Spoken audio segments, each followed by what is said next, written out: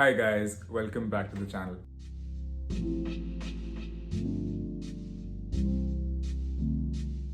So yeah, I know it's been a while and I don't really have an excuse. It's just that I've been working full time and I wanted to put a lot of my efforts over there. But I do want to make it up to you. So what I'm going to do is this video you're already seeing right now is about case interviews, and the follow-up videos on case interviews are going to come in quick succession. The second video in the series is going to come at 9 p.m. on Sunday, which is the 18th of July, and the last video in the series will be coming up next week on Friday, which is the 23rd of July. Okay, so let's start talking about what case interviews are. And to understand that, let's try and be a consultant and break it down into its constituent parts. A case interview is made up of two words, a case and an interview. I'm sure you already know what an interview is, we'll not cover that over here. A case or a case study in the business context is a very close examination of a business or a business adjacent issue. This close examination is data driven and research oriented, and the end goal is to understand the entire problem and by the end hopefully suggest some solutions that can be implemented to counter that problem. Now, the way that a typical case study works is slightly different from how the case interview works. In a case study, you are studying something that has already happened in the past, while in a case interview, you are given a live client problem for which you have to find a solution. Another difference between a case study and a case interview is that in the case study, you have the liberty to use Google for a lot of your data. That is not true for case interviews. In case interviews, you need to ask for the data from your interviewer. We'll be discussing more about that later on. So how do companies use case interviews? In today's context, the big three consulting firms, as well as boutique consulting firms, and literally every consulting firm in between, is using the case interview method or some modification on it to judge candidates for various positions within those companies. And I legitimately think that it is actually a very good test of your logical thinking, your ability to think on the spot, as well as your communication skill. And by the way, to reiterate, these are the two core things that are being tested in your case interview. I must stress at another point over here, your business acumen is being tested. That is true, but that doesn't mean what you already know about some industries is being tested.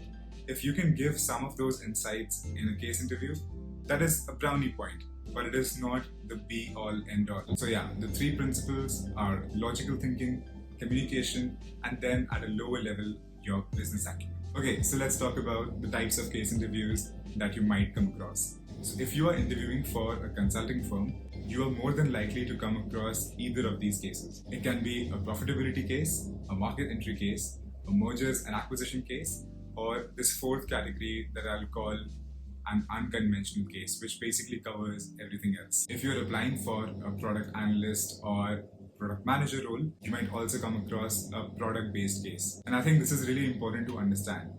A case can be basically made out of anything. If it is testing how logically you are thinking, how good you are at communication with your interviewer, as well as if you have some amount of business acumen, I think that automatically can be termed as a case interview. But the reason why we are still doing the classification I talked about is because we have some predefined rough structures that we can follow for our interviews in these specific cases. Now, just like with my guesstimate video, if you haven't watched it, go and watch that first. Just like with my guesstimate video, try and come up with your own unique approach instead of just following the rough sketch that I'll be talking about in the coming videos. One of the most important things that an interviewer keeps in mind when they interview a lot of different candidates is that which one of those candidates stood out the most. And if you were able to approach the problem from a unique point of view, then you will stand out. So yeah, don't just follow a predefined structure.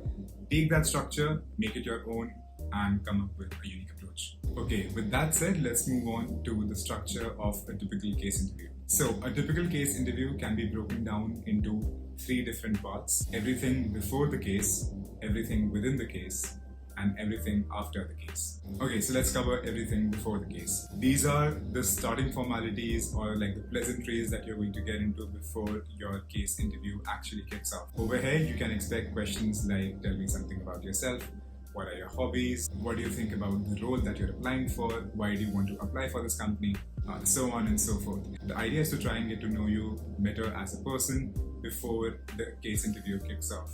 It is kind of an icebreaker between you and the interviewer, so make sure you use these questions to put the best foot out possible. This section might not exist for some of you out there, but I've seen that in most cases the interviewers will be having those questions for you. So yeah, now if you go into a case interview and an interviewer doesn't start with the case interview itself and instead starts off by asking you, tell me something about yourself, tell me something about your hobbies. Now you don't have an excuse, now you know that was going to happen. Okay, so let's move on to the structure of the case interview. So typically the first thing that will happen when your case interview kicks off is that the interviewer will give you a single statement question which will contain a brief amount of information about the client that we are dealing with, as well as some amount of information about the problem that the client is facing. It is crucial to remember that you are that problem solver. And that is why it is very important for you to get the question right. So my first suggestion over here is that try to repeat the question in its entirety. You start writing the question within the piece of paper and repeat the question in its entirety. So if there is anything that you missed, your interviewer can let you know. Okay, so once you have the question down to the T, the next part is understanding the objective of the case. In some cases, it might not be immediately obvious what you are being tested on as an objective. If I tell you that there is a particular client, let's say XYZ, who is a bottle manufacturer, and they have been facing issues with revenues, and that is all I tell you. This can either be a situation where you automatically assume that the revenues have to be brought up, while that might not be what the client is looking for. The client might just be looking for why are the revenues going down. So this brings me to my next point, which is come up with logical initial questions. And the first of those questions, as we have already discussed, must be related to the objective if it is not already clear within the question statement. Another important question can be geography. In a lot of the cases, the crux of the problem lies in where the client is operating out of and where the client's market is situated. If the case turns out to be about competitive landscape, I think it's a good idea to think about the market share of the client and where they stand vis-a-vis the competition. Another great question can be the value chain. Where is the client situated in the entire value chain? So the value chain typically consists of manufacturers, distributors and retailers, as well as customer targeting and customer service. Just as a quick example, when you think of a washing machine, what do you think of in terms of where it is coming from? Try and think about this for a second and I'll get back to you. Okay, so let's think about this in terms of the value chain I gave you. In terms of a manufacturer, the washing machine is literally being manufactured out of raw materials that have been acquired from a raw material vendor, and it's being synthesized into existence by a manufacturer. It is then being handed over to a distributor who's making sure that the model of that washing machine is distributed across the geography in which the client is operating. And finally, you have the customer service as well as customer targeting. Customer service is making sure that any after-sales issues are being taken care of, and the customer targeting is making sure that you hear about the product in the first place. So marketing is a part of customer targeting. This is a very rough breakdown of a value chain, and you can go deeper and deeper into each of these segments. We'll be talking more about the value chain later on. Right now, all you need to understand is where does the client lie in the value chain, so you have a better idea about the client. Another crucial question can be what are the different products and services that the client is offering, if this is not already clear. So yeah, the idea is to think about the most basic logical questions, the answers for which you will definitely need to get started off on the case. The key word here is logical, because if you ask questions that are not relevant to the case, it doesn't leave a great impression on the interviewer and you might even be marked negatively. So whenever you ask a question, whether it is the preliminary questions or the questions we'll be talking about later, make sure you know why you are asking that question, because you can be asked why did you ask that question at any point of time. Okay, congratulations, you are done with your initial question. Now what you should ideally do is ask your interviewer for a quick minute so that you can note down your structure, which is where we'll be moving next. Since you already have some information from the question statement as well as the questions that you have asked, you would already know basically which kind of a case it fits into. Is it a profitability issue? Then you can try and drill down into what is called a profitability framework. So profits are divided into revenues and costs. Profits are basically calculated as revenues minus costs. And that is it. That is the basic structure for a profitability case. If the question is related to the client's issues with profitability, the most logical thing to do after you ask your initial questions is to break your profits down into revenues and costs and drill down further to exactly where the problem lies. You can start by examining the revenue. Has the revenue gone up, stayed the same, or has it gone down? If the revenue has gone down, or if it has stayed the same, is it because of an issue that the client is facing within the company, or is it an industry-wide issue and everyone else in the competition is also facing it? You can do something similar for your costs. Try to narrow down your costs into its different parts, which are the variable costs as well as the fixed costs. Break them down further, and while communicating with your interviewer, come up with a hypothesis. Hypothesis being the keyword. After you've given your structure to the interviewer and your interviewer is fine with it, you can start drilling down.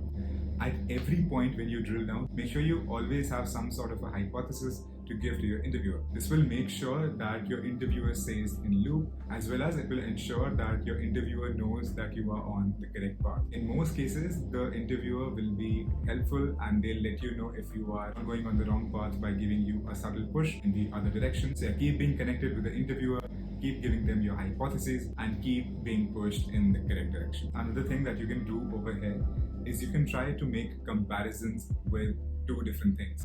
Number one is comparison within the industry. If it is a problem with the client itself, then it is very apparent that you should try and figure out what the competition is doing better. Another thing that you can do is try and figure out how the client has been performing over different years. So comparison within the different calendar years that the client has been operating. Comparison with the competition, comparison with the years that the client has been in operation. That can also be included in your structure. So to summarize everything within the structure part of the case interview, hypothesize and confirm things with your interviewer, make logical assumptions, understand the various comparisons that you can make, as well as try and drill down as much as possible. Now what will happen over here is that ideally there should be some more questions that should come in your mind as you are solving the case. So make sure to clarify those questions with the interviewer as you are going on. For example, you might have been told that the client is a manufacturer, but you might not know exactly how they are manufacturing. How many factories do they have, and does that affect the case that you are solving? How much of a percentage of their margins are they giving over to the distributors as an incentive? These are specific questions that only make sense to be asked when you are at that step. So make sure that your follow-up questions are as logical and asked at the appropriate time, just like your initial questions. Okay, so the penultimate thing to do for your case interview would be to deep dive as much as possible within the problem that you are looking at and form conclusions around them. I would say in most cases, candidates will be able to come down to this deep dive and figure out the exact pain point. The thing is, who can do it better, who can do it in a more efficient manner, and who is listening to the interviewer very keenly. You can take 15 minutes to solve a problem in a case interview, but you can also take 45 minutes. That is going to be the differentiating factor. So try as much as possible to keep drilling down to come to the pain point as quickly as possible. So drill down to the pain points and start forming your conclusions around them. And finally, when you'll be done with that, you will ideally be asked by your interviewer to synthesize the entire case. That basically means that you have to summarize everything. For the synthesis of your case, I would want to give you the 1-2-3 rule. The 1-2-3 rule basically goes like this. Start by telling the interviewer the one problem that you were trying to solve throughout the interview, which is ideally the objective that the client is trying to achieve. Tell the interviewer 2 of your biggest discoveries as pain points and what you plan to do to solve them. And finally, give the interviewer at least 3 data points to back your solutions. And that ends the 1-2-3 rule as well as your case interview. The third part of the entire case interview, once the case part has already been finished, is the questions that you would want to ask your interviewer. I would suggest that you think about these before you go into a case interview and you actually ask some quality questions. These can be standard questions, but if you spend time to think about them, I think they'll really add up as brownie points for you. Okay, now for some crucial tips that I would want you to always keep in mind while preparing for and actually giving your case interview. The first thing is that you should keep it easy for your interviewer. If you say things that are too convoluted, if you say things in a very low volume, if your structure is haphazard, it is very easy for the interviewer to lose interest in the interview. So make sure you practice well so that your structure is well defined and you communicate with your interviewer as much as possible so you keep them engaged. The second thing is keep your own thoughts clear at all times. What ends up happening in a case interview as well as in a guesstimate a lot of times is that we make things so difficult for our own self that we're not able to communicate what we are really trying to do in a proper fashion. So yeah, keep your structure simple, keep your calculations simple so you don't end up confusing yourself. Make sure that the A4 size paper that you have is being used to the best of its abilities and you're not scribbling on it, like everything is defined perfectly. The next thing is keep your interviewer engaged. It is very easy for the interviewer to lose track if you are doing things without their consent and if you're not keeping them in the loop. So make sure that after brief intervals, you check in with your interviewer with questions like, does this make sense to you? Do you think I can approach this from this way? Or do you think I should go forward with the approach that I've given? This will do two things. It will keep the interviewer engaged, as well as if you are going wrong in a certain direction, the interviewer will be able to push you in the correct direction. The first 3 points can be summarized by something that Dwight said on The Office. It's simple, stupid. Great advice. Hurts my feelings every time. So yeah, remember that. The next thing I would recommend, and this is something that I said in the guesstimate video as well, is that practice with a friend as soon as possible. Stop thinking about, oh, you don't know enough or you haven't read enough case studies. You don't read case studies, you practice case studies with another person. That is the only way to get good at case studies. And the last thing, which is the consultant's bread and butter, is make it as messy as possible. If you don't know what messy is, again, go to my guesstimates video. I have explained what it is and you should be good to go. Okay, so with that, we are at the end of the video and hopefully you got to learn something about case interviews. So yeah, hopefully you like this video. If you haven't already, make sure to hit that subscribe button and I'll see you in the next one. Until then, bye-bye.